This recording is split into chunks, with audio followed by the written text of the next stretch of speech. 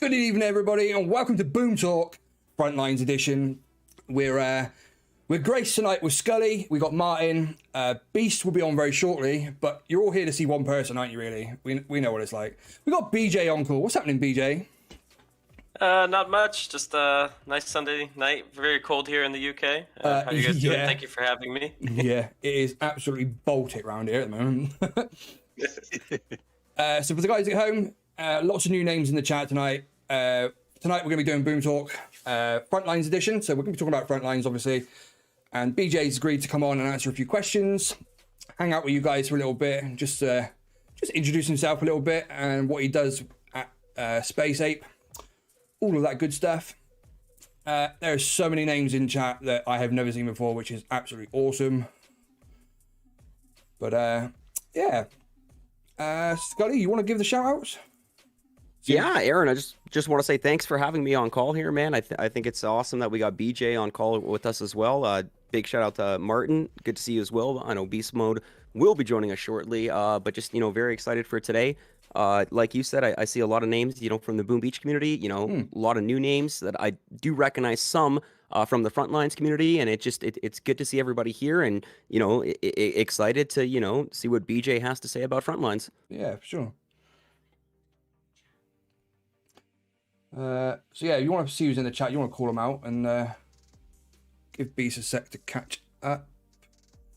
Let me get up to the top here. We got a ton of names in here. I know, right? Well, I mean, other than, you coming in first there, looks like we do have Covers. Yo, what's up, Covers? Great to see you. Our Arabic friend, how are you there? I'm going to butcher a lot of names here, so I do apologize. That's why I told you to do it. Adronic, hi, Legenda, what's up? Donnie DK, guys, we got a global player from Frontlines. Donnie Boom in the chat. Good to see you, Donnie. Des... D7, what's up? Tropical, nice to see you. Thunder Boom Beach. We've also got Falcor, Vosk as well. Big shout out to Vosk in the chat there. We've got Pi, I believe. Fabio, LRSC, Mr. P. Mosh, good to see you. We got KNGYT, what's up, my friend? Boom Beach Frontlines in the chat there. I'm not sure if that's BJ or not, but big shout out to Boom Beach Frontlines. That's awesome. Moving down, we got a lot of names there, just chatting back and forth there. Farmer Wyatt, good to see you, buddy. We got Paulie in the chat. What's up, Paulie? Underhill, great to see you as well, my friend. Kevin Anderson, what's up, buddy? Candy, how are you? We got Leroy as well. What's up, Leroy? Welcome to the live stream, my friend. Axe Darby, big shout out to you. Andrew Down, we got Red Dog Booms. Moving down again, I don't want to duplicate. Driver Dude, great to see you, buddy. Hope you're doing well, man. Cassell, big shout out to you as well. We got a Cassell sighting in the YouTube chat. We've got Maddie. What's up, Maddie? Good to see you as well. Krampus, what's up, Krampus? How you doing? Parsa, what's up? Giuseppe CR7. I think I might have missed a handful of people, but just Emperor777, but just nonetheless, tons of names in the chat there. What's up, everybody? What's happening? Optus, I see Optus Royce dropped in as well. What's happening? So many new names. Yeah, Terry the Pirate, Tropical. Good, man. It's good. It's good to get some new names. Yeah, AET, not Eric. Loads of new names. Good to see you all, guys. Yeah, what's happening? Cactus. I see Cactus in there as well. Former global #1. It's cool. What's happening, everybody? Nice. Right then, BJ, if you're ready, do you want to yeah. Do you want to just introduce yourself, like who you are and what you do at Space Ape and all of that good stuff? Sure, yeah. My name is BJ or Brian. BJ is my initials. I'm a community manager here at Space Ape. I've worked here for around 6 years now, and yeah, that's the entire time I've been in the games industry. Previously, before moving on to Boom Beach, I used to work on Rival Kingdoms. And I've also helped out with some of our other games with the community initiatives that they've had. Oh, cool. Before that, I was a content creator. I was actually making Clash of Clans videos and came over here to London to talk to Space Ape, who were trying to launch Rival Kingdoms at the time. I was just really interested in what they were doing. And then they asked me if I wanted to come over and check out more of what they were doing. And that's how I ended up over here in London, loving it. So do you still create content? Are you still a creator, or is that sort of in the past now that you've moved on to being more active in like the game's development? Yeah, it's in the past. I mean, it was like it's a pretty full-on job, I'd say. Trying to create content and coming up with fresh new ideas Yeah. and making videos. Sure is. It was really fun while I was doing it. It got to the point where it was like kind of the fun had gotten out of it, and it wasn't as fun as I expected, and it became like a job when originally it was just like something fun on the side. I think that's. But I still yeah. always miss it. You know, like I still like.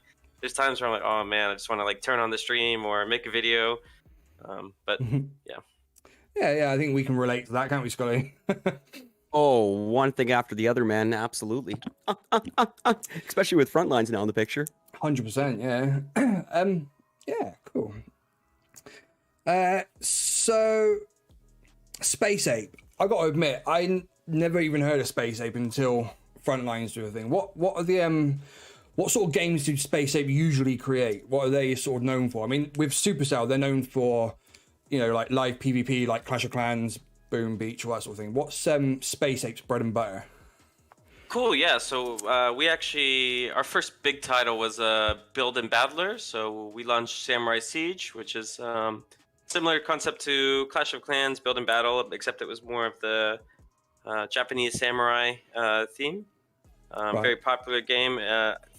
Nice success for us. Kind of propped us up and made us go from there. And then from there we launched Rival Kingdoms. After that, another Build and Battle strategy game. And then we also had Transformers Earth Wars. This is still live now, so we partnered with Hasbro on that game. Oh, nice.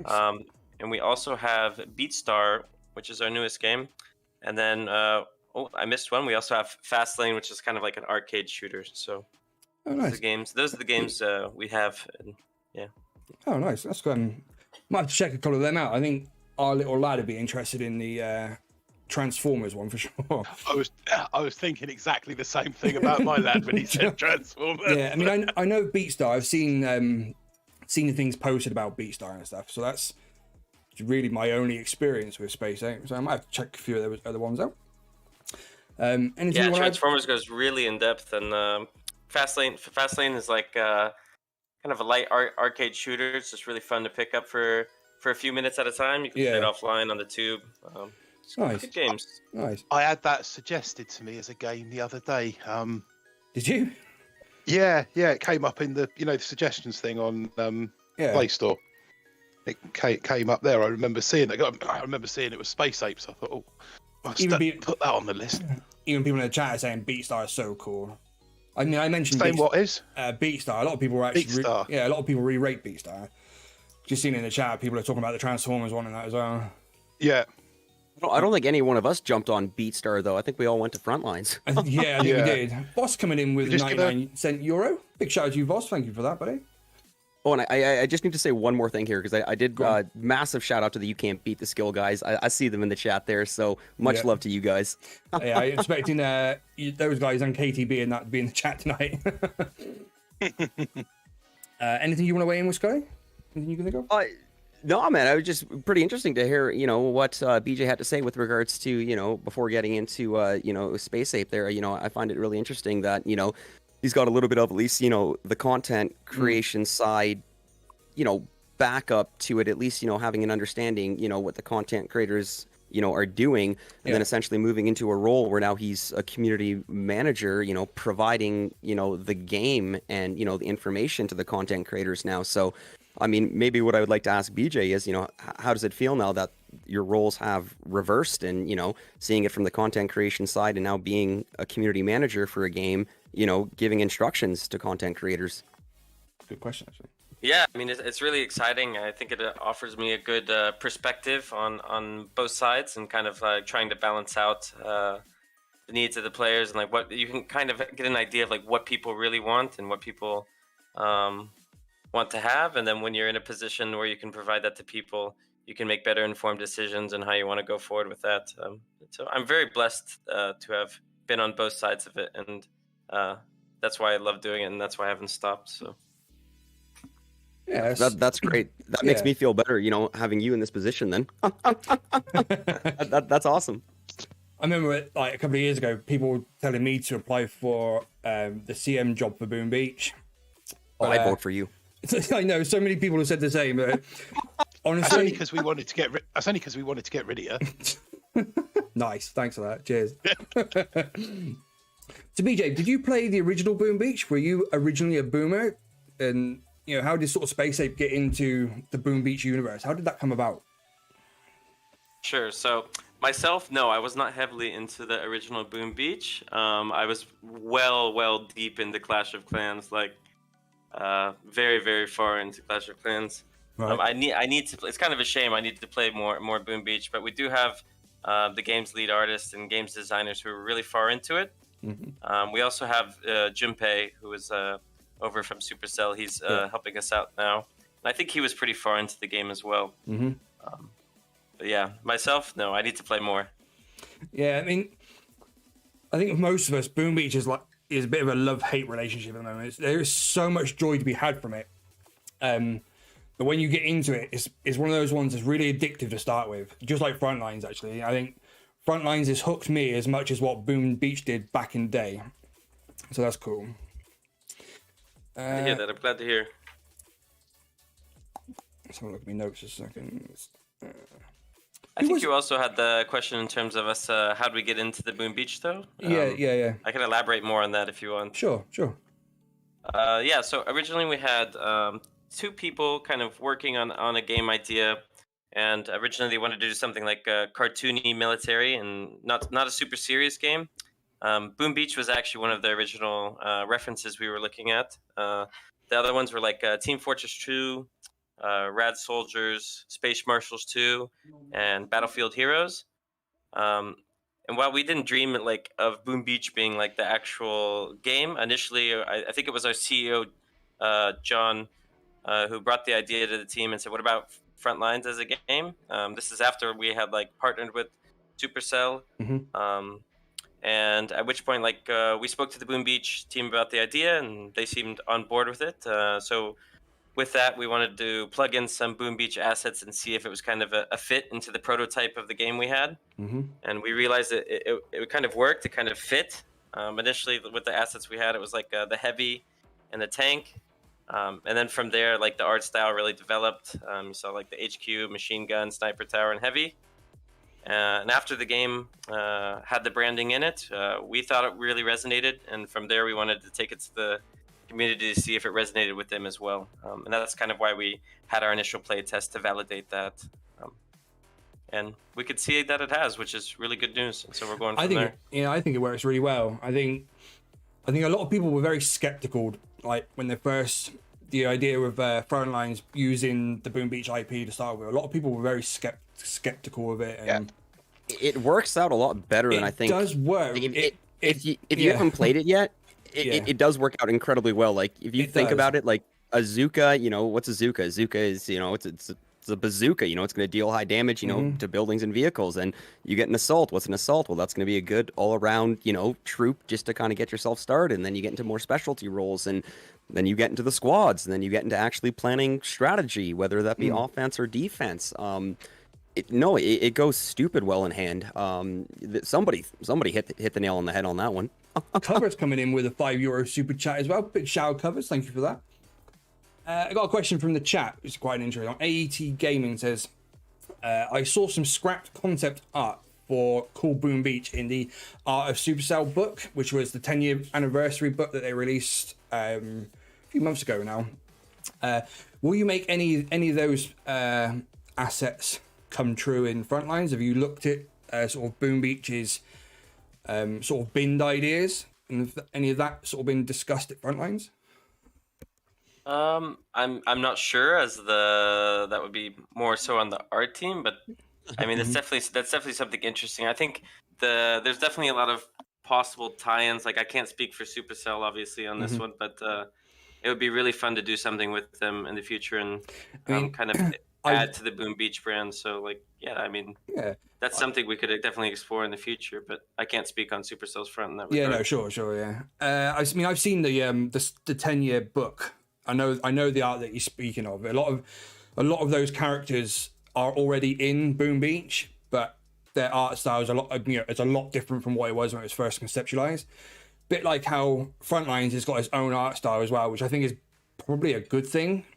That you know, the Frontlines art style looks fresh and funky compared to what we're used to with Boom Beach. Would you agree? That's exactly it. Would you agree with that, Scotty? You know what I mean? It gives the Boom Beach characters I don't youthful, want to say a more modern look, but yes. Yeah, a youthful look. That's a good way to put it.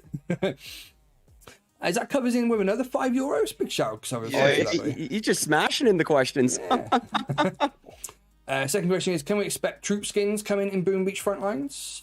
I'm not sure if you'd be able to answer that at the moment, but what do you think? I mean, I can give it a shot. I mean, it's kind of a contentious thing because, like, troop skins would be really, really fun, but then you kind of see that it would kind of be very, very difficult to keep readability on the actual gameplay. Like, this is a massive 9v9 battle, and when you start adding in skins to someone, you might get confused with the other characters that we're going to introduce to the game, because we are going to have a lot of characters, and we want the readability to be very easy. You don't want to look at a character and go, is that a Zuka or is that a sniper? I mean, obviously we could differentiate enough, but there might be more character examples in the future where they're close enough looking that we'd have to really, really watch what skins we were adding there. So I don't think there would be there's no immediate plans for skins at the moment, but I don't know what the future holds, right? So Boom Beach community has wanted skins for Boom Beach since, well, I don't know, forever. But keep in mind, I got to touch on what BJ just said there, because that makes sense, especially with the game, you know, being soft launch. There's so many other things to prioritize. You know, why we want it with Boom Beach is because this game's going on almost 8 years old, right? So you think something as simple as implementing a skin for one of our troops or one of our heroes, you know, for an 8-year-old mobile game versus, you know, a brand new one coming out, you know, would be child's play. But I mean, no, that definitely makes sense what BJ was saying. You know, if skins are coming later down, then I can definitely wait for it if we've got so many better things to look forward to. Yeah, sure. What might be nice is if we had like team colors eventually, so that the design was the same, but you had like slightly different color combinations on the two teams, like a uniform, football kit uniforms. Lolo's coming in with another $6.99 California super chat. Big shout out to you. Are we going to add 3 more? Are we going to add more than 3 to squads? I think they. What does it mean? Like add more? Yeah, so bigger squads. Like, I mean, I know people want to see 9v9, don't they? I mean, we all want to see 9v9, but I think you've already. I think you've already answered this one. Nobody wants to play with bots. Yeah, I think BJ's already answered this one in the Radio Boom video you did. You said about other game modes and things, didn't you, for 9v9? Yeah, I mean, 9v9 is an interesting one because there's a lot of challenges with it, and the fact that, like, you'd have to watch out if people were like going into 9v9 matches and trying to manipulate some things. There's obviously technical challenges around it, but it's definitely something we could look for in the future, especially as the game becomes more available in other countries. And it could be a fun event format, maybe on a weekend and something like that. The game definitely lends itself to large squad battles, but for right now, it's going to be 3v3 in the early days. But that doesn't mean it can't happen further down the line. So yeah, that's cool. Yeah, Donnie, that question is coming. Everyone as well. Hey, there's Beast. Something Beast. He's fashionably late, but he's finally here. I've been lurking for the last 5 minutes or so, but I didn't want to interrupt. I'm going to mute Ballistic Ball as well, I think. I did pick it up. I wasn't going to say anything until we went silent. As soon as I said it, I knew what I'd said. Shut up. Quiet, you lot. I'll ban you all. So yeah, Beast, just, I know you've said you've been listening, so you're not sort of behind, so all good. Yeah. I didn't play. Scotty, did you play the alpha test? Did you play in the play test? Yes. You did? Yes, I did. I didn't play as hardcore, and, you know, I think I only did 120 games. You know, I think you had people that were in the thousands of games, you know, for the alpha testing. I know a lot of people who played the alpha test. They've said that there's a lot of changes from what the play test is to what the soft launch is. So the biggest change that I noticed, and I think a lot of other players noticed, was the introduction of the squads. Like, actually being able to now, you know, squad up, get on Discord voice comm, and talk about your, you know, you weren't able to do that, you know, in alpha testing. So already that minor change already has made a significant difference. Sure. So BJ, what sort of feedback did you get from, like, the majority? What was, like, What was the alpha? What did you learn most from the alpha tests, the play tests? So yeah, like I was talking about earlier, our initial thing is that we wanted to validate the game with the community. Like, did we think this game stuck? And that we kind of got the answer to that. Is like it did. People really thought it resonated with them, and then we kind of were also curious on what people were thinking of the actual gameplay itself. Did people like it? Is this something we could do? Can we expand on this in the future? Obviously, it was a pretty stripped down game at that point. There wasn't a lot within it, but the reaction we got from the community was overwhelmingly positive, and that's kind of why we've moved forward with the game. So that's good. That's good. I mean, like I said, I never played the alpha tests. It wasn't. I was one of the skeptical ones when it was sort of first announced. I was thinking, I don't know. I don't think that's gonna work. I didn't think the concept of sort of mixing Brawl Stars with Boom Beach was going to be a good thing, but I'm kind of glad that I didn't, so that my only experience with it is what the soft launch is, which is so far I think is brilliant. I know a lot of people have issues with not being able to progress after they've maxed out the free rewards and things like that. Unless you've got the Boom Pass, you can't keep earning rewards from like your battles and stuff. So, but people need to remember that it is still in soft launch. This isn't like the final version of the game. So on that note, just very quickly, there's a lot of people in chat asking about updates. Is there a Christmas update? Are there updates? We need an update. I don't want to speak for BJ, but just guys, remember that this is still in its test stage. It's still on soft launch. I'm sure that there will be updates coming in due course, but obviously they want to make sure that everything is absolutely on the money before we start thinking about rolling out updates. Yeah. And just to touch on that, there's an update coming soon. Don't worry. there you go, guys. There is an update coming soon. Man himself. If there's no one in the chat that hasn't been to the Boom Beach Frontlines YouTube channel and hasn't watched the Boom Radio, I recommend you watch that because they break it down really good. And at the end, they do mention that there's going to be things coming such as alliances, new power-ups, and then of course new game modes as well. So I think it speaks for itself with this being soft launch that there are still many things to come. Like this is not going to be it. Look at Boom Beach when that was in soft launch. That was nothing compared to what it is now. What was it, like 6 years for warships? We've got Leechin coming in with a 5 donation of pens. Could do with 5 pens around here. Can never find a pen in this house. Is that how you pronounce his name? Leechin? Leechin, yeah, I don't know. He's a good player, man. He's bought many times. He says, will you fix the medal system this year? And what makes a game 3 versus 7?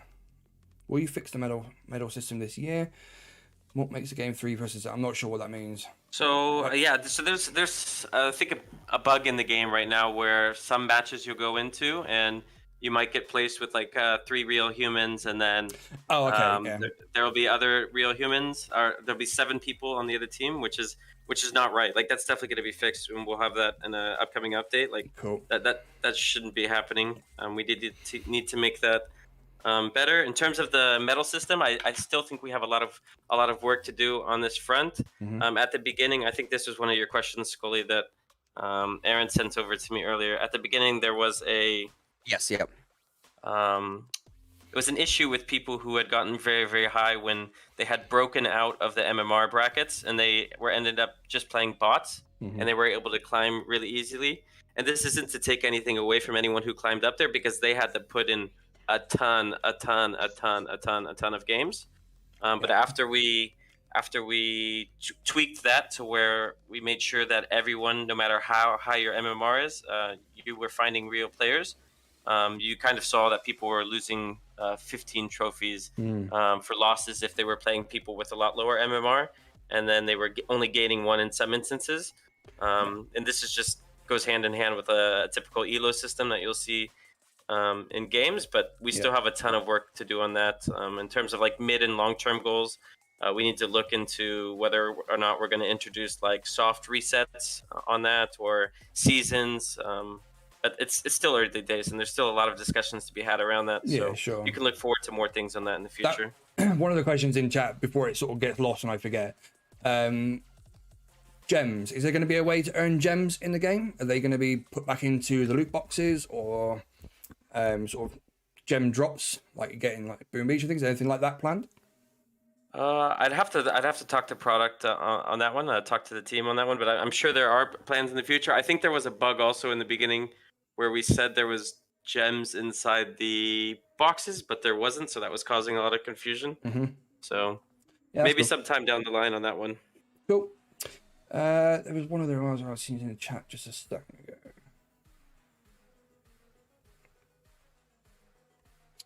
I've lost it. Who was it or what was it? Okay, so George is saying, does that mean basically MMR brackets will be adjusted to be more Titans when there is a big player base? Silvers playing with Silvers, no more Bronzes playing with Grandmasters? Yeah, so as more players come into the game, like there'll definitely be tighter matchmaking, and you'll be finding people closer to you. Makes sense. So yeah, you can definitely count on that. It's just our matchmaking only improves as more people come into it. Yeah, makes sense. Gimli says... People need to remember as well, the matchmaking, with there not being that many people actually playing the game at the moment, the matchmaking isn't going to be exactly even all the time, is it? You know, you are going to come up against people who are a lot further ahead than yourself. Well, and that's just part of a soft launch. It's something that is going to happen. That will even out when the global release does come. Yeah, that's what I was going to say there. It's soft launch, so you're only going to have X amount of people playing, right? Of course, a limited amount, as it does expand, that player base will continue to grow. And I mean, for some reason, it doesn't really matter which Boom Beach game you're playing. I mean, matchmaking always seems to be an issue. no one's ever happy with how matchmaking works in a game. That's just nobody life. ever is. Yeah. Not unless it massively benefits you. Yeah. Luca, but thanks BJ for answering that one. Luca TV says, what about bots? Will they be removed at some point, or are they still going to be in the game forever, or is that just like a stopgap to make up the numbers while we're in soft launch? Always going to have bots and some sort of thing, whether or not we have specific modes that will eliminate them, like to where you are only playing with real players. Okay. That's to be seen. Cool. But we definitely know we need to do a lot of work on the bots, making them not as dumb, let's say. And you don't want medics just running into the bases and dying, or healing each other in a corner. Like, we've already made improvements on that, and we're going to continue to do that. You should see some coming up shortly. As time goes on, that AI that runs the bot is going to get better in it. So Sasha doesn't follow me into a base and then disappear as soon as I start getting hit. Yeah. Oh, Sasha. I think everyone has at least experienced that once or twice, in a couple games. Literally cursing the bots. Like, what are you doing? Like, losing a game because of a situation like that. Yeah, and we know the game feels so much better when you have a 9v9 match. It's like it makes a world of difference. So yeah, I mean, it's definitely on our radar and something we're looking at. You can definitely tell when you're playing a team that they're communicating outside of the game. You know that. Oh, yeah. Like when you play, when you're playing a team who have got voice chat. you can just tell, can't you?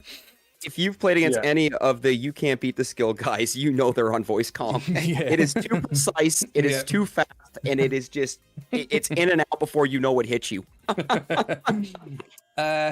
Pang says, I don't think you're going to get an answer to this one, Pang. Any date for global launch so I can pay for a Boom Pass?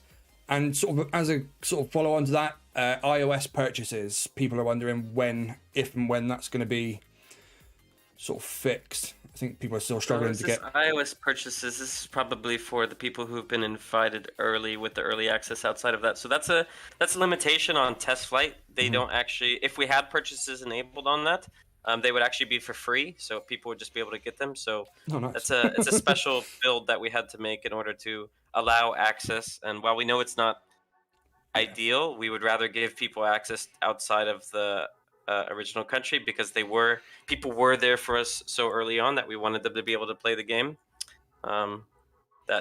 We were kind of limited in that regard. And I'm sorry, what was the other part of the question besides that one? Global, you said? Global launch. Any ideas when the global launch will be coming? So I can't say that definitively because even I don't know when, right? Like there's so many factors that weigh into that, and it's like and that's in any time, like whether we roll out into other countries or roll into going completely global. We just want to improve the game, make sure it's in a good state, make sure we have all the features there that are needed to start expanding and going to global. And global's way down the line, right? I think most people will appreciate that. We're not going to rush to it because the game isn't in a state for global currently. Sure. Leeching again with 5 more pens. He says alliances this year.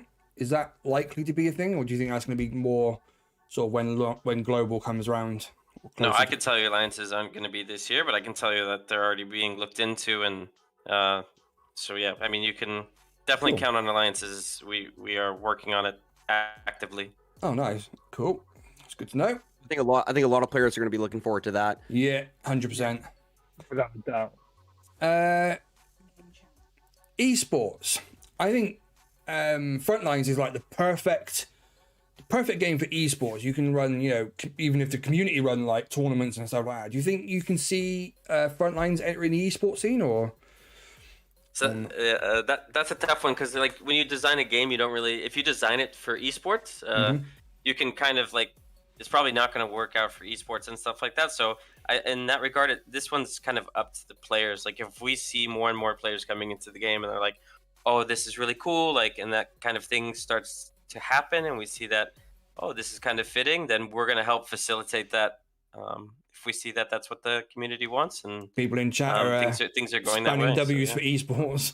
You're getting some hype for it already. Yeah, there's some hype for that in the chat already. Yeah, that's cool. That's cool. I know. With the esports scene, there's lots of sort of rules and nuances and that are part of the esports scene that you'd have to sort of make changes for, but I don't know. I think we can see the community definitely. I know BBTFRG is going to be running events and tournaments, things like that. 100%. Building hype for it as well. That sounds amazing. Yeah. Shameless plug. Have they discussed friendly lobbies? That's an interesting idea. Has that been thought about? Sort of friendly battles? Probably further down the line in terms of like custom lobbies, right? Yeah. That's what we're referring to. Yeah. Yeah, that would be further down the line. That's a big technical challenge that we'll have to answer later. Yeah, sure. Fair enough. Thunder, one day. That's a good one. The other troops out of Boom Beach, will they be making an appearance at any point? So troops like the Grenadier, the Bombardier. Who else is missing? Cryoneer. I mean, I don't think I've seen any of the proto troops, but I don't think I don't know if they have intentions on implementing any of the proto troops. I mean, I think that would be awesome. I did spy a Lasertron PNG in the fan kit, so. Did you? Yeah. Okay, so maybe I mean, I'm not sure if BJ's allowed to say much, but maybe they are dipping their toes into the proto troops. Yeah, that would really bring things up. Yeah, it would. Limited time thing. Yeah, I'm sure you'll see some. Some appearances later on. Our fire bomber is pretty close to the Grenadier, but there are other ones who you'll see and recognize. I like from the past. Cool. I like what you guys did with the cluster. I know it is only a boom pass troop right now, but once again, it is going to be available to everyone on a later date. But I would like to know what the cluster here is. The cluster's ability is it's a hero from Boom Beach, a hero that goes by the name of Sergeant Brick. And every hero has 3 abilities, and one of Brick's abilities is the cluster. The exact same thing that the cluster does in Frontlines. Is the cluster made after Brick's cluster from Boom Beach, or is it just coincidence? So the game's lead artist obviously played the original Boom Beach pretty thoroughly, but I'm not 100% sure if it is based off of that. But I wouldn't be surprised if there was some influence from it. it looks like a grenadier, but with Sergeant Brick's ability, you know, it's an unusual troop that, you know, can have some good strategy to it. A lot of players, I don't think use it right off the bat, but I mean, I'm starting to see it a lot more, you know, just like the Flamer. There's a lot of hype around that, you know, with you know, 3 Flamers, you know, being a crazy offensive strategy. So, no, anyways, thanks for answering that one. Cluster's an interesting one. He's very, very good when like people are trying to take the point and get them off of there. But after his initial appearance, I think that people started figuring out how to move when they when he shoots at you, which is interesting. So look forward to something to address that. This is the thing. People work out how to counter things very quickly in these games. Yeah, and that's kind of something that we're gonna keep an eye on, and kind of I guess I'll just lead into this next is like we do want to make sure that the game is staying fresh in terms of gameplay, so you can expect balancing changes to be happening with each update. So that's great, because that's something we didn't really see a lot in Boom Beach with regards to balancing changes. You know, we had our one hero Bullet nerfed, and I think that was it. Yeah. It's never any fun to nerf something. You get a lot of people needed to be there.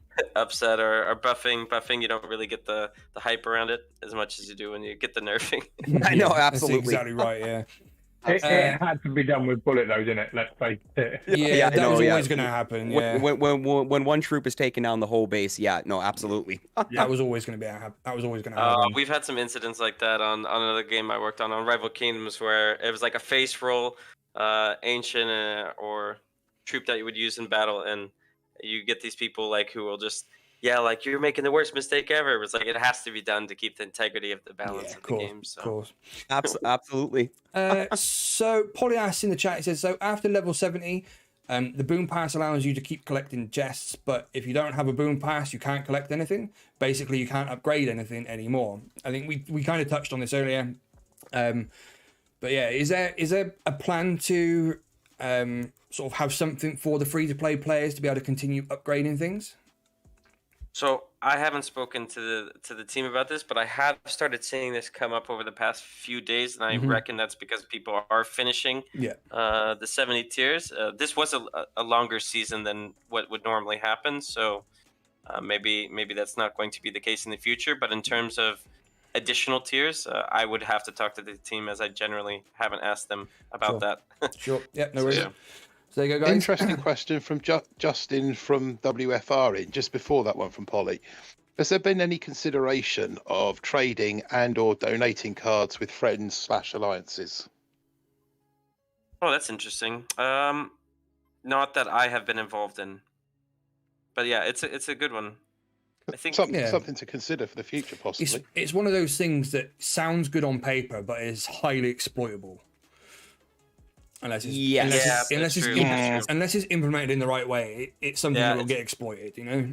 Very true. We have something similar in the other game I work on, where you're not donating the cards per se, but you're donating troops that go into there, which is like, it's a great social feature to do. But Aaron, you're right. There is a lot of exploitation that could be done with that. People creating like multiple accounts and just like feeding into one account. And There's that, and I understand the desire from players. It's the people who want it aren't going to abuse it, and the people who abuse it ruin it for everyone. Yeah. But I'm sure there's something that we could look into with that, but I no guarantees. But it's an interesting concept for sure, because anything that can make the social reinforcement of Alliance better, like, we're all for that.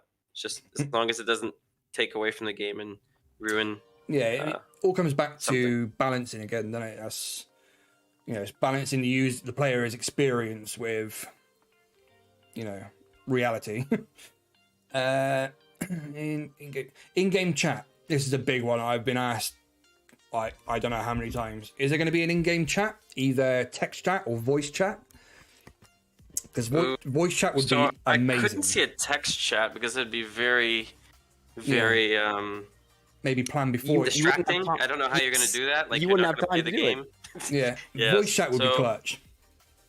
Voice chat's that's an interesting one. I think right now we'd prefer if people were using external tools, just because we wouldn't be able to monitor it in the way that we would like to. But that doesn't mean I'm ruling it out or we're ruling it out. But it's just something we would have to further explore. Yeah, this is sort of because I can see you need that strategy. You need to be able to work with other people and kind of plan the way you're going to attack the points. Yeah, Gimbley says voice chat would melt people's phones.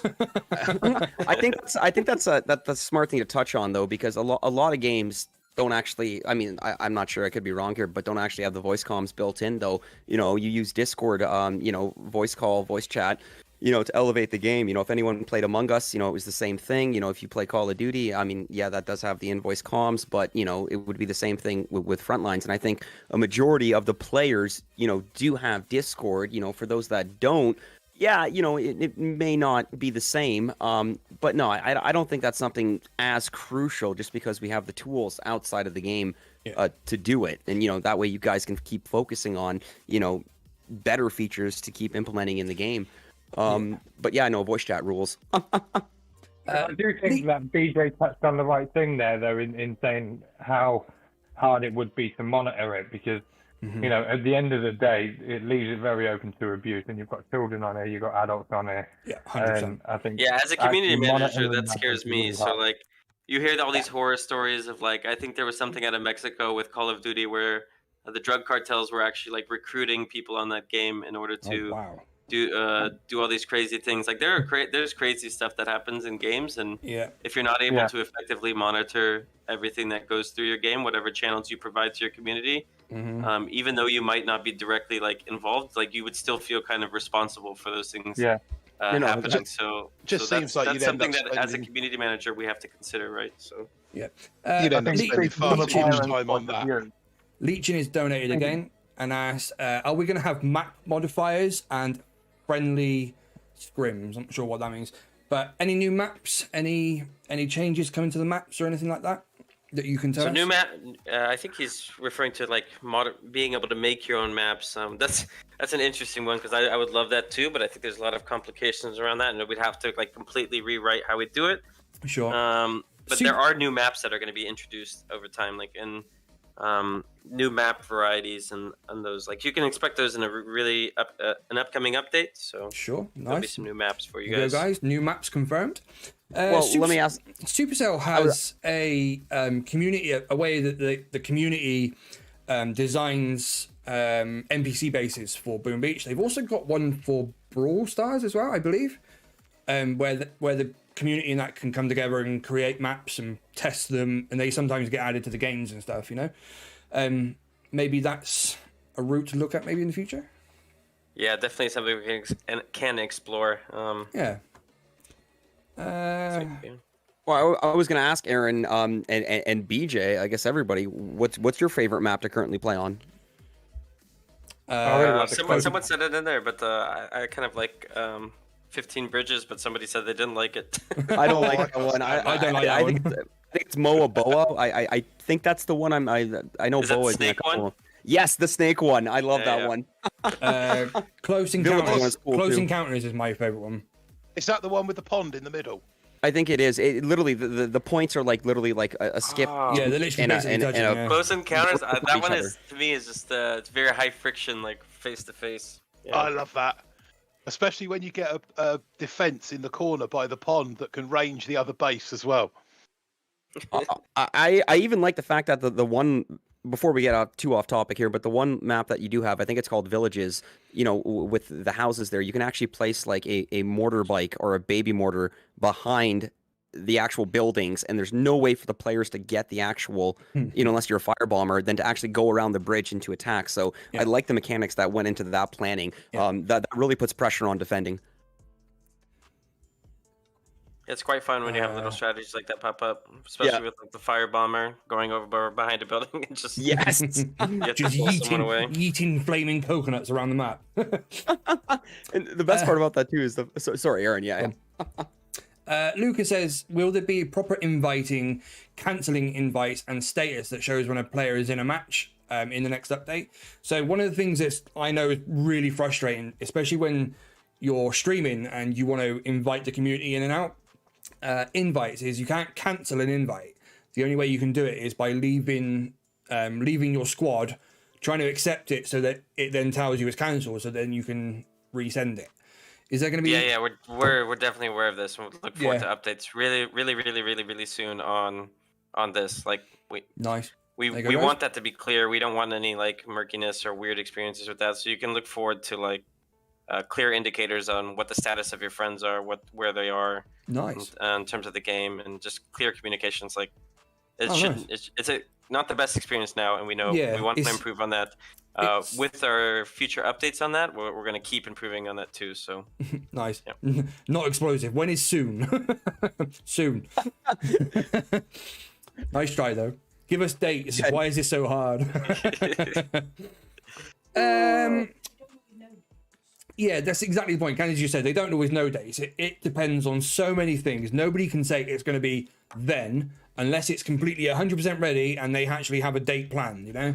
Anything can go wrong. Yeah, and even then, like we've committed to dates before in the past, and it's always a mistake because something might pop up. Like, you know, you might have the App Store or Google Play Store reject your submission for some reason, and that kind of hinders what happens. And so when we stick to those dates, it's not good to do that. It's like, even though I understand from a player's perspective, like, just tell us when it's going to happen. Like, it's never a good thing. And then could be other things that cause you could find a game breaking bug the day before it goes out. Yeah. Like some weird exploit, and then that's going to take a while to fix. So it's very, very not good to give exact dates, which I know. No, I was going to say, difficult. I know as creators, we appreciate not giving dates.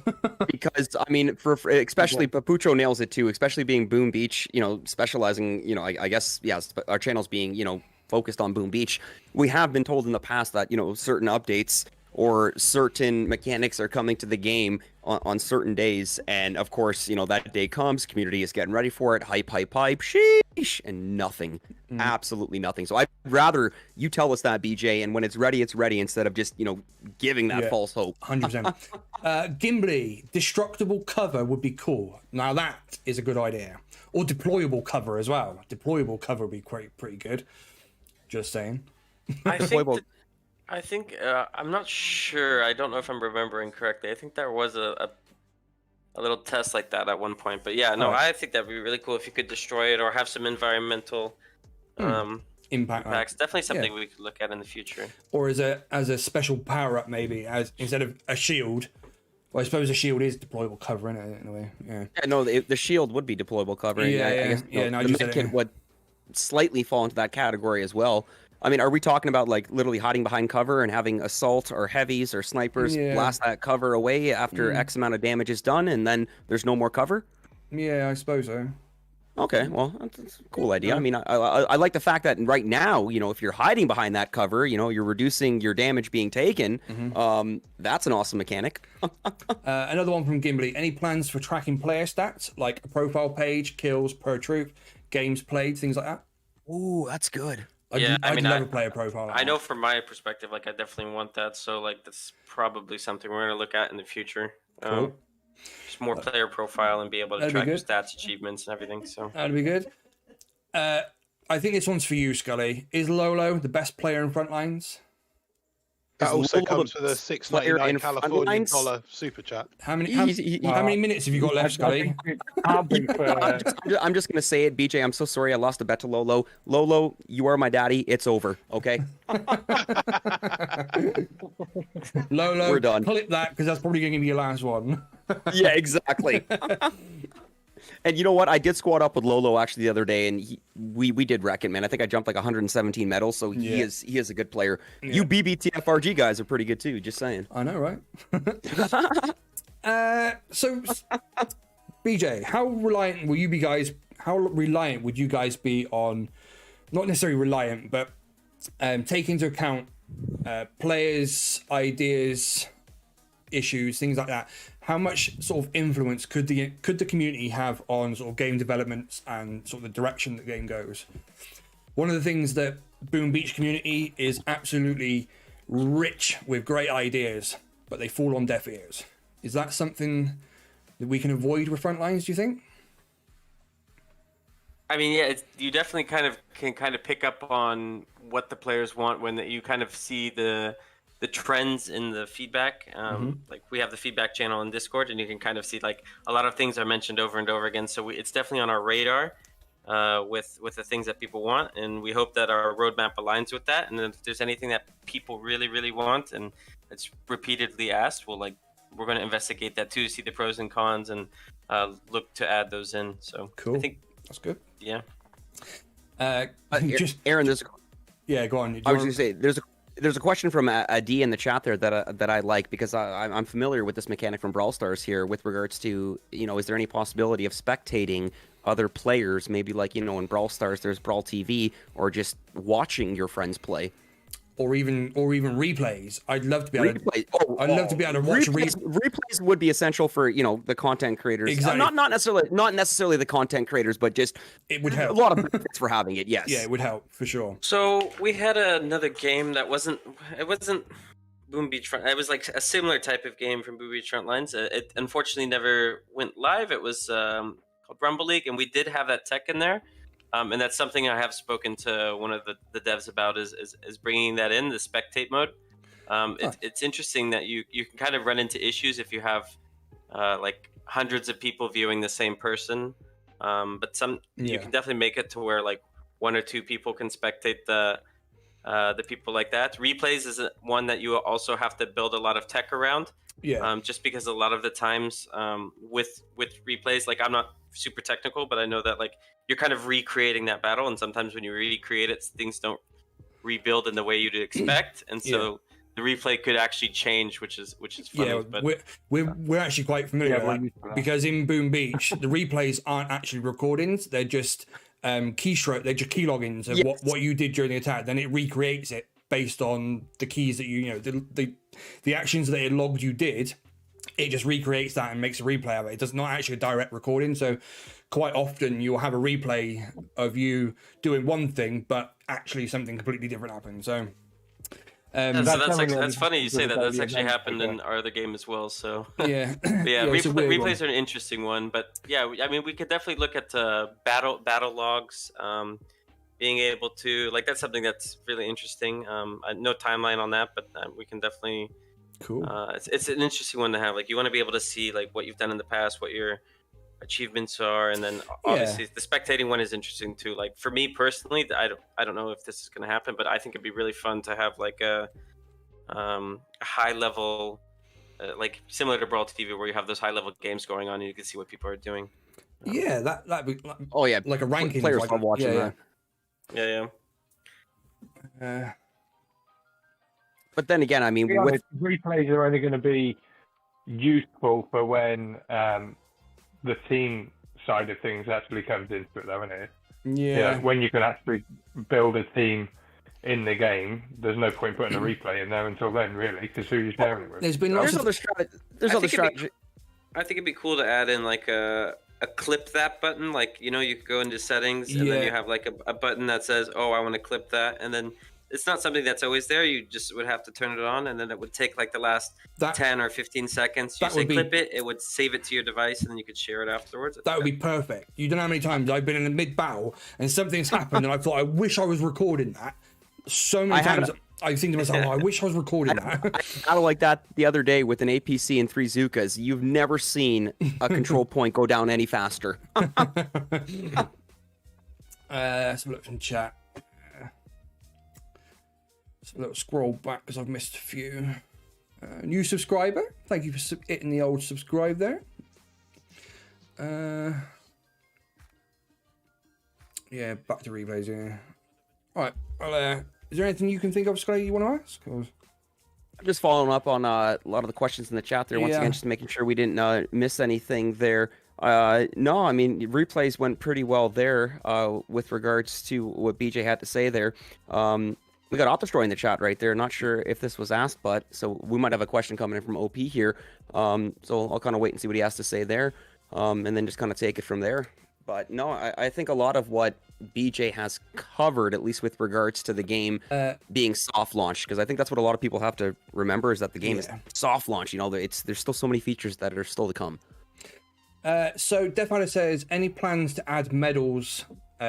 Medal road rewards. So I know you said in the Radio Boom that the current leaderboard is sort of like iteration 1, and you were going to be, iterating it further and making it better and stuff. Is there plans to add rewards for climbing up the leaderboards and up the trophy road and stuff? I have not seen any direct plans, but that doesn't mean it's not going to happen. Like, sure, I know personally, like when I get promoted to a different league, it's like not as exciting as I'd like it to be. So there's definitely room for improvement on that front. I think a lot of people just see it as there's sort of no point at the moment in pushing to Grandmaster because you don't get anything extra for it. I think that's kind of where those questions come from. There's tons and tons and tons of work we need to do and improvements on that, and kind of keeping the motivation of mid and long term engaged players like that. That's very important to us, and that's something we're going to be shifting our focus. Can I just say thank you for saying that, because as a Boom Beach player and a lot of the Boom Beach players, that's the biggest thing that, of course, we always want to keep us engaged. Once you get to level, it was 65, then 66, now it's 74. But anyways, once you get to max level, there's nothing else to do for max players. So the fact that you, the community manager, and, your team is already thinking about, you want to be able to retain and keep those mid to max level players coming back, I think is phenomenal. So you got extra points coming from me already. Appreciate that. Yeah, 100%. Opdestroy asks, is there any plans to add any more countries into the soft launch that you can share? Yes, but I can't give you a timeline. Yeah, no, that's fine. It's fine. Soon. I believe soon is the answer. Yes. I can't say that we're committed to this game. So I think there's a lot of this angst, like, just like with the games being, I guess previous games may have been killed, which you will have followed along with. And while I can't specifically say like, oh, we're gonna go global and stuff like that, like all I can tell you is like we are committed to this game. Like, good. At Space Ape, we're like really invested in it. We're excited about it.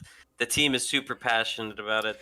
And from a creative point of view, like I can see that, like it's crystal clear from like the creator's point of view, from our perspective as boom tubers and stuff. We can see that you guys are committed and keen to invest and move forward and stuff. So it definitely shows. Gimbley says, what is BJ's main focus as community lead right now? What's your sort of biggest thing right now that you want to accomplish as community manager? In terms of at the moment? Yeah, sort of right now. Just having clear communications on like when the updates are gonna come out. Not in terms of like dates and stuff, like when the updates do come out, like players have all the information that they need, and then making sure that I'm relaying the feedback on those updates or anything else that the community has to the team so that they can make better informed decisions, because that's like kind of a crucial thing in the early stages of the game, is seeing what people are feedbacking on and then being able to give it to the rest of the team in a clear and concise manner, so where they can act on it accordingly. Cool. That's the biggest priority. But obviously with a community manager, there's like a bunch of encompassing things around that. Like at Space Ape, community manager also has a role in support, so we need to make sure that our support in game is giving the requests of the players everything they need. All those channels are working, everything along those lines, making sure our spaces are safe as well, with Discord and all the other channels that we open up. We want to make sure that people feel invited. There's no really bad trolls in them. Nice. Yeah. Cool. So roughly then, how many people are working on the game right now? I know obviously there's you and the devs. How many people total would you roughly is on Frontlines? This is an interesting one. So it's kind of contentious on whether or not we want to answer it, because I know that this might get like pinned as like, oh, the team, how many were on the team during that time? And the reason I say that is I'm not going to give an exact number. And the reason why is because there is the initial core team of the ones who were working on the game initially. But when you start looking to put the game into soft launch and then towards global, the team's going to grow, expand, shrink during different stages of the game, because you are going to have those supporting team members coming in, whether that's DevOps, analytics, player support, marketing. People may dip in and out on that just based on where the game is. But I can say at Space Ape, we've always had relatively small teams. And that's kind of like a core focus. So yeah, like Yeah, that. cool. That makes That's sense. That's what I go with that. I think the original team though, like the core team, was 6, and I can tell you it's bigger than that now. But That's cool. That's yeah. cool. Going back to sort of my list of questions that I come up with before, is there a long-term roadmap of sorts of content, that things that you would like to see added to the game? Maybe not tell us exactly what they're, maybe ideas that you've come up with that you would like to see implemented at some point? Is there anything? I guess the big things now is just getting like all the social features in there, like we've spoken about, like alliances, game modes, events, constantly improving matchmaking, and better loadouts. I think there's some games right now where you go into them and you don't have some of the items, which doesn't feel as good. But in terms of like long-term vision, like for myself personally, it's interesting. Like I still have a lot of thoughts about that every single day in terms of what I would like to see. What would you guys like to see? Right now, I think increase squads up to 5, just to kind of, other than we know global's not coming anytime soon. Soon is soon, which of course we're okay with that. Well, those playing are okay with that, but I think increasing the squad to at least 5, being able to actually play with 4 friends instead of 2, I think would really take things to the next level. Yeah, that's interesting, but because that does raise a lot of matchmaking questions when you say raise it to 5. Like, how do you balance the teams with that? You're only running into other squads of 5. Are you going to have to wait for them? That would be my next. I guess I would barrel roll into that. Would you only then, if you were able to increase the squads to 5, and then you go into a matchmaking, then what you match 2 players with 7 bots, and you're going to dominate. So yeah, of course you would have to balance it out to actually match up against 5 other players. So.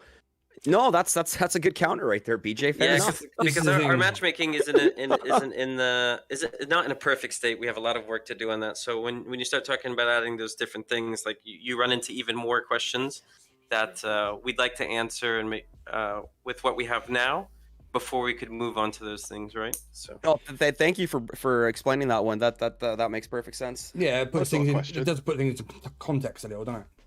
Yeah, it does. It does. Is there a minimum speed requirement for your internet connection?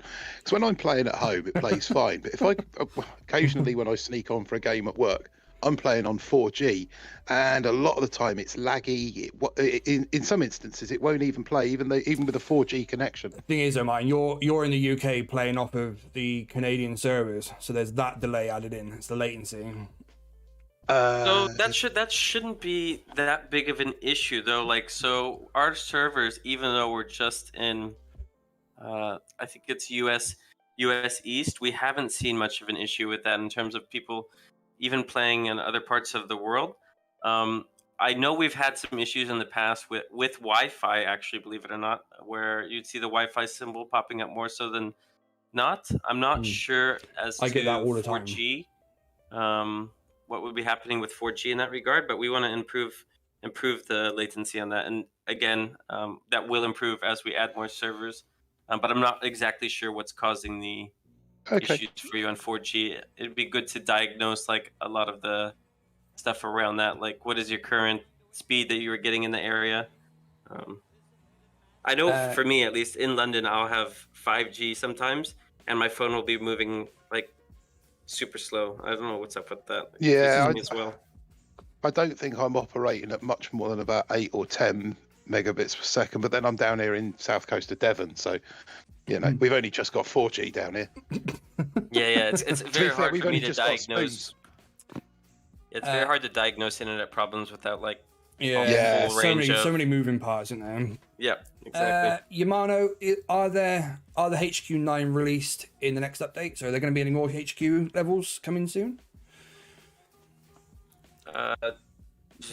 Definitely more content. Cool. Say no more. That's cool. I was gonna say, even if BJ's not allowed to answer that, just look at all the other games that we've played, right? Like, common HQ sense. upgrades are just something that happen eventually. So yeah, they come in 3 parts usually too. Did you know that? Sorry. Yeah, we won't discuss why I got told off for that. Yeah, that's right. Gimbli's come back with any planned penalties. Oh, gone out. Any planned penalties for disconnecting from a match? So people who are forced closing or leaving the game because of whatever reason, probably because they're losing, thinking if they leave the game, they won't lose the stars, maybe? I don't know. But is there any sort of systems in place to counter that sort of behavior, or? Is this disconnecting and... Yeah. Sorry, if the player like disconnects during battle and then just leaves for the rest of the game, or they come back, or if they just leave for the rest of the game, yeah. Ooh, I'm pretty sure there is a system in place to that, but I think I need to ask. I think eventually it'll time you out.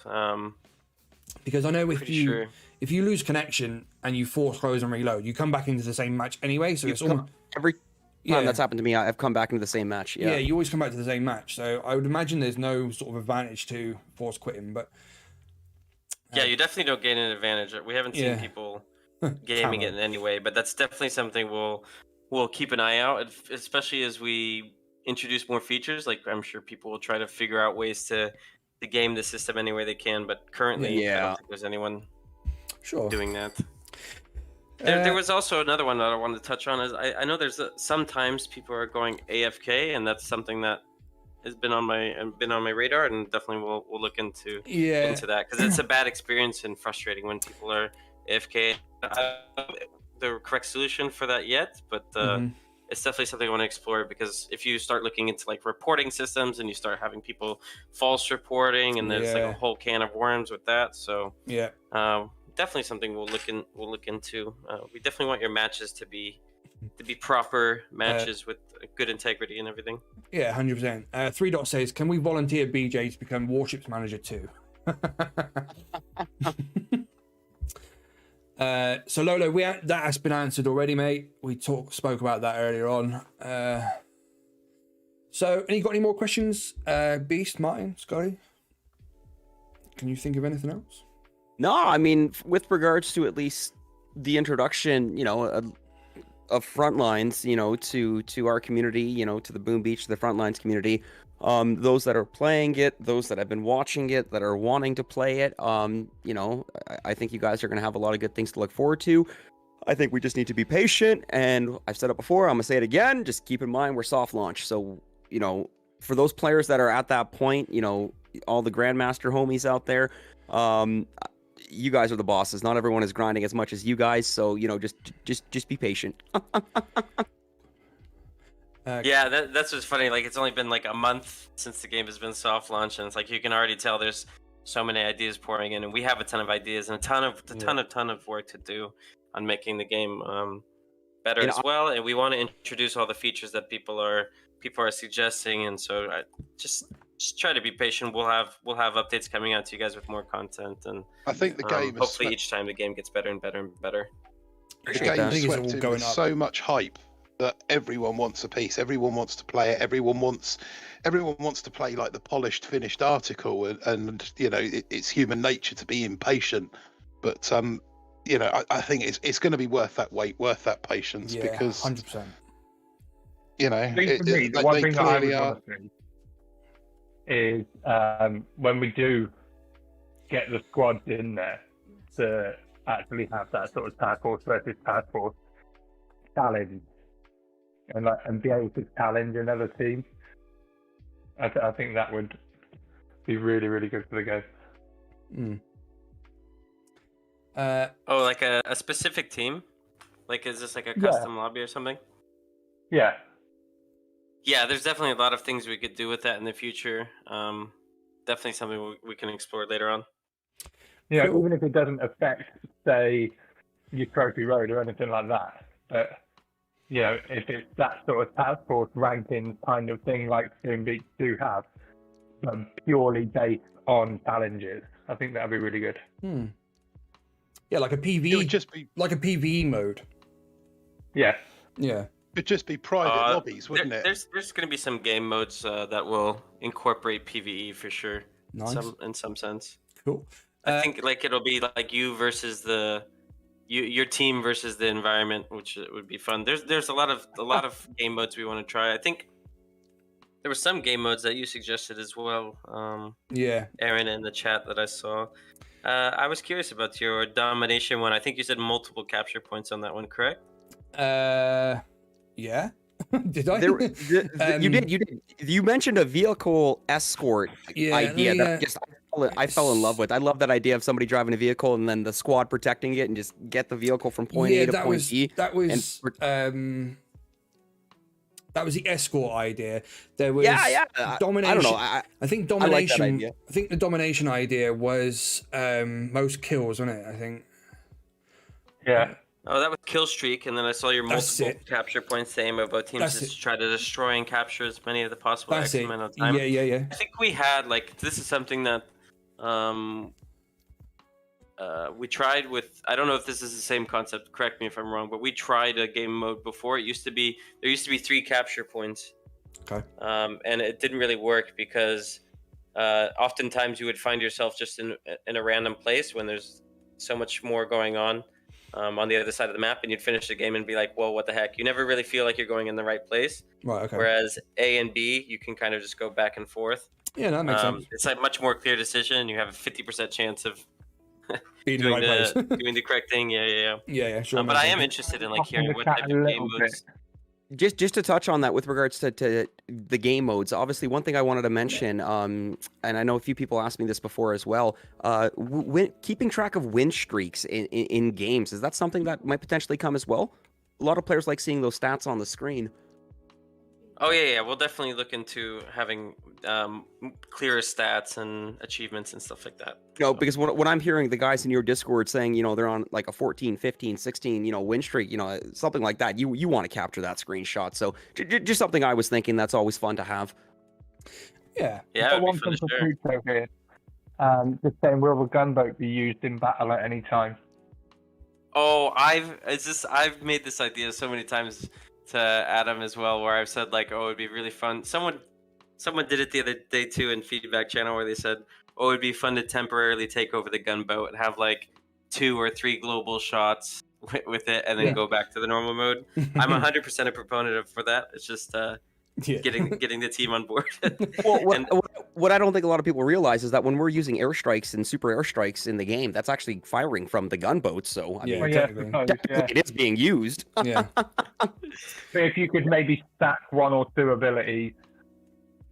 So say we've got 7 abilities on our gunboat in regular Boom Beach that we can use at any point during an attack.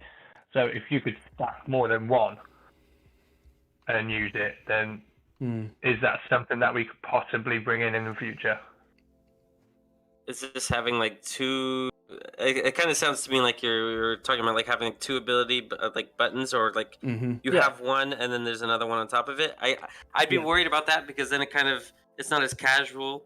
It's not as casual as what it is now, and you start getting into this MOBA with all these buttons over there.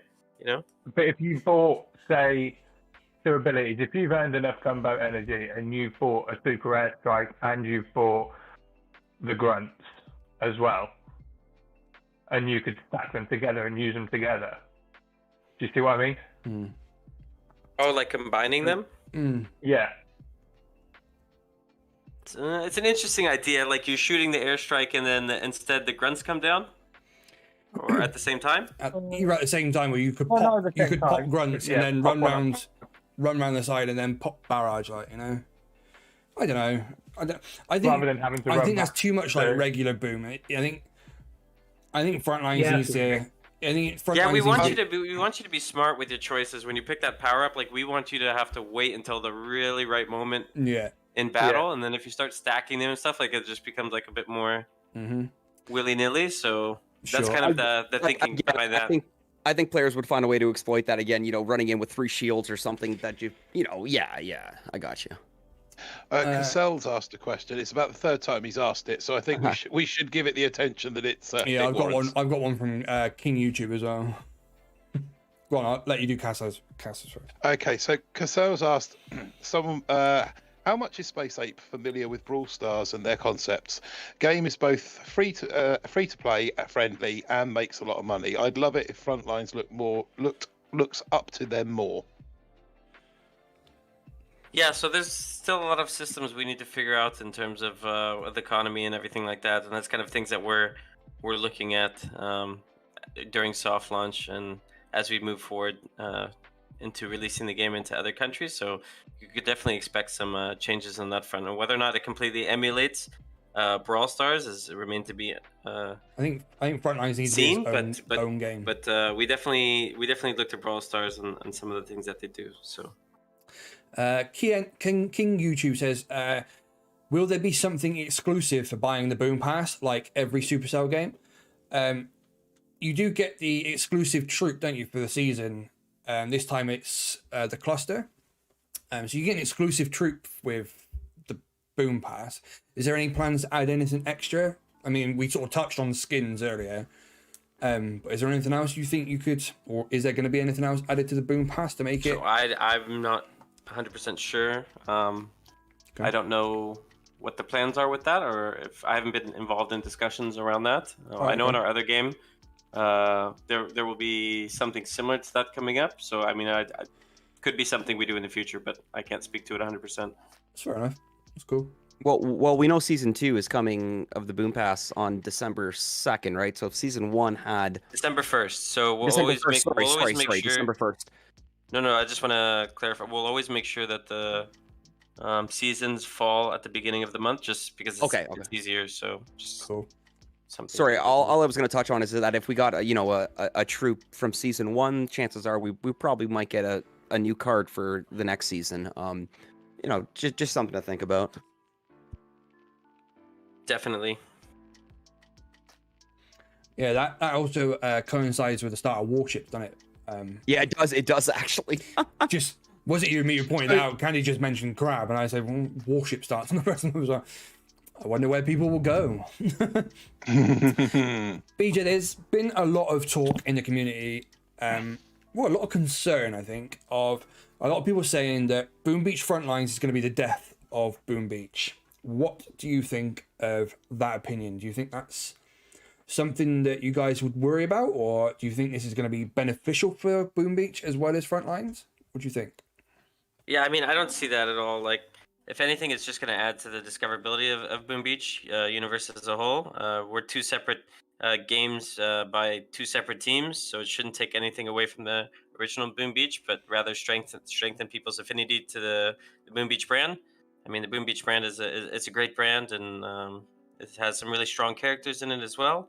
Our games are different game types as well. One's a build and battle, and another's a top-down tactical action game. Mm-hmm. So it caters to different audiences, and we might discover a whole new audience who come into Frontlines and say that like, this game's really cool, and then they'll learn more about the Boom Beach brand or universe itself, and then discover the original Boom Beach, and might pick that up as well, or vice versa. And so yeah, I've seen people who play Frontlines who may not or who've played Boom Beach in the past who are playing Frontlines who say like, oh, they want to look back to the original Boom Beach as well. So as a whole, we want to add to the Boom Beach universe. I've seen quite a lot of people starting Boom Beach who have come over from Frontlines, and vice versa, obviously. And vice versa, yeah. Yeah.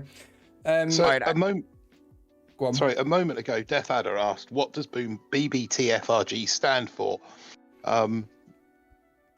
Do you want to cover that one, Aaron? Because that's sort of Boom Beach. The fact that we are. Yeah, Boom Beach Tactics Forum and Recruitment Group is primarily a Facebook group. That's where it all began, was on Facebook, and then the YouTube channel sort of was born in 2020. So yeah, primarily a Facebook But the group. fact that it's Boom Beach, it's all things Boom Beach. Yeah, It's Boom Beach universe. Boom Beach universe, yeah, absolutely. Just one more follow-up question on about Frontlines. There's a lot of people are saying it's pay to win. Obviously, you get the exclusive troop with the Boom Pass. You get the HQ boost for all your cards. So if you're HQ 8, all your cards are boosted to level 8 immediately. More coins, all that sort of stuff. What do you say? What are your thoughts and feelings around that premise of the game being very much pay to win? Do you agree with that? In terms of the card level, that is something we'll improve as more players will come in, and we can fine tune matchmaking to serve up players that are closer to your strength. So that's something that'll improve over time. But I could see why now it might come off as that way. But it's definitely not intended to. I think you're going to get a lot of that creeping into the free-to-play model on mobile as well, especially at the beginning during soft launch. But no, well, that'll definitely improve over time. And then I think that can also pop up in terms of your loadout. Like if you go into a match, I know I have gone into matches and I just don't have any of the vehicles or anything like that. This feels really bad. So I mean, hopefully that improves over time. Yeah, I mean, a lot of people say that Boom Beach is pay to win because of warships and instant training and things like that. Like you said, there's always going to be there's always going to be one little clique of people who are always going to say it's pay to win.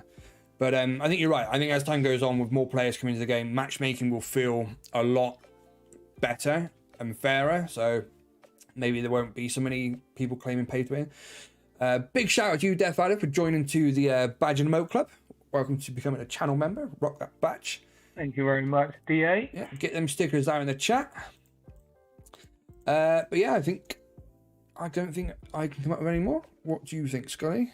Beast? I think we covered a lot here. You know, I know BJ's a busy guy, and I know on behalf of all of us here, just massive shout out and thank you for doing this with us. And just because Eric keeps mentioning it in the chat, the ambulance, and I'll leave it at that. So thank you, BJ. What's that? Yeah, no worries. I'm glad to be able to join you guys and chat about things. Hopefully, as the game progresses, I be able to chat more and more with you guys and 100%. See what you guys are thinking about the game and see what the community is feeling about the game and go from there. So definitely. Thanks for having me. Is there anything? The main thing I'd like to say about it so far, my perception is that actually the communication from you guys in Space Ape has been fantastic, and it really does show the positivity that the creators are going towards it as well. We get a lot of information from you guys, and I think that only strengthens the community feel on it. So just want to say thanks to you guys for that. Yeah, 100%. Yeah, no worries. Hopefully we can continue to provide you guys with the information you need and keep a good dialogue going. So yeah, 100%. Big shout out to you, BJ. Thank you for coming on tonight. If there's anything else you want to announce, or if you want to give us any spoilers or anything, feel free. But otherwise, I think we've taken up enough of your time tonight on this cold Sunday evening. Yeah, I can't give you guys any more spoilers, unfortunately, but the update's gonna come pretty soon. So keep your eyes peeled. Yeah, sure. Thanks. Love it. So there you go, guys. That's tonight's Boom Talk. Big shout out to BJ for coming on and fielding all the questions. It definitely, like the boys just said, it definitely strengthens the relationship between developers, community, creators. When people talk and communicate, it's refreshing. I'll just say that. I hope, guys, I know we didn't get to ask every single question from chat tonight, and I apologize. Chat has been absolutely crazy tonight. But I think we got a good portion of them. We've learned a few things tonight, which is cool. But I think we'll call it a night there. Thank you, BJ. Thank you, Scotty, and everybody else. Thanks for tuning in, guys. And we will see you next time. No worries. Thanks for having me. Bye-bye, Thanks, guys. everyone. Thanks a lot, BJ. Thanks, guys. Peace. Good night, everyone.